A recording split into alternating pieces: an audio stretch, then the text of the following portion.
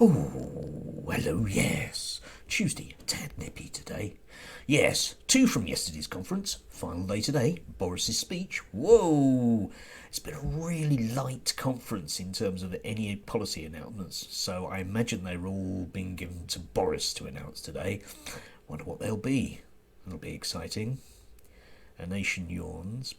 Anyway, yesterday, number one, we have the Education Secretary, Nadeem Zwahali, bless him. And luckily on the web, you can actually find his speech, which is has various parts in bold, so you know where to put the emphasis, which is great. The bit that particularly caught my eye was his promise to build back better, presumably after COVID. And I'll quote here, "This is why I will bring forward a school's white paper in the new year, outlining plans to tackle innumeracy and illiteracy. We will relentlessly drive up standards." Excellent. It's one of those weird myths in this country that the country is basically illiterate. So let's have a look and see what the illiteracy rate in the UK is that needs to be tackled. Right. It's 1%. I wonder who that 1% is. Maybe we need to get it down to 0%. Isn't going to happen, is it? Eh? Anyone with any knowledge of people with disabilities will tell you that's not the way that one works. Anyway, so we're going to tackle illiteracy.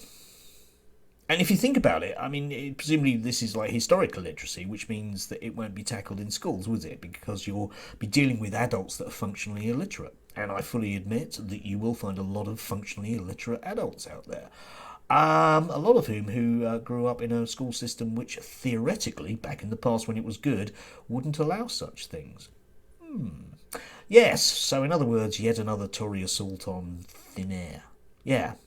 Nothing else really was announced, basically, other than presumably they're just going to do the same thing they always do.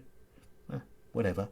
Number two, Nadine Dorries. Yes, who's a number two darling of the conference, I suppose. At least is a working class woman. Has that in her background. But having been brought in to basically dismantle the BBC, let's face it, that's her job. Yesterday she was complaining about nepotism at the corporation and how dreadful it is.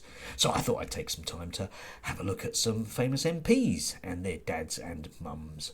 Yeah, list coming up. Yes. Oh, look, there's Boris Johnson, Kel Surprise, and his brother. Yeah, seems to be a lot of it around. Now, if it needs to be tackled in the BBC, I would suggest strongly that it needs to be tackled in the House of Commons.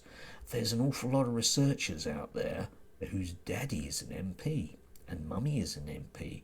Yeah, there's a hell of a lot of it about. But of course, let's face it, it only works in certain institutions, doesn't it? The ones you don't like, the ones that might actually report the truth. Can't have that.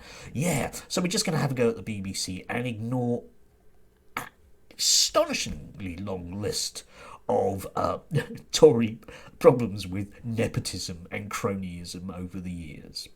Yeah? Very, very, very selective, like democracy and the rest of it. Anyway, that's Tuesday.